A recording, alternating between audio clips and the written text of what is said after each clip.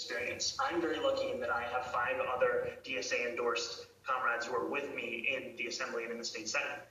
But, for example, before we were elected, Julia Salazar was in office for 2 years without a single other socialist endorsed by DSA and standing. It then makes it much easier to run a campaign that will be built around raising class consciousness, because we will run the campaign challenging the current status quo and showcasing it through our critique how this is an issue of capitalism.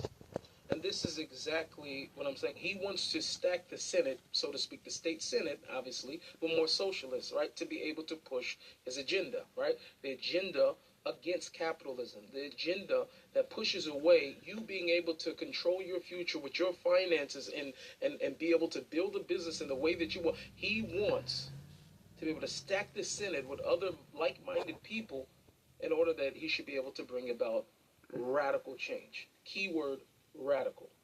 Good question. So there are 107 Democrats in the New York State Assembly out of 150 Assembly people.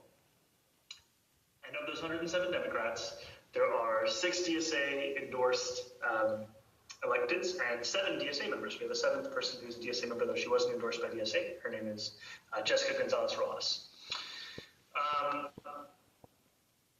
We clearly do not have the numbers as they are in this moment to win the radical legislation that we need to bring about. Meaning they do not have enough socialists, right, in the Senate. Not have enough socialists. Just keep it in perspective. And begin to believe that these kinds of results are sufficient. We have to continue to elect more socialists, and we have to ensure that we are unapologetic about our socialism. Now, we had an academic boycott campaign and one of the aspects of that was to fight to stop study abroad at universities in Israel that were complicit in the occupation, many of which through the development of weapons technology for the IDF.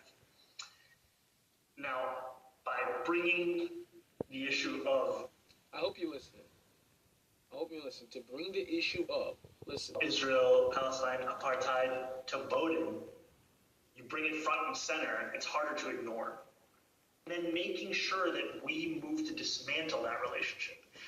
Those are things that you can do as a legislator, right? You can, like, for example, Governor Cuomo has an executive order barring, I think New York State from doing business with any company suspected of sympathizing with BDS.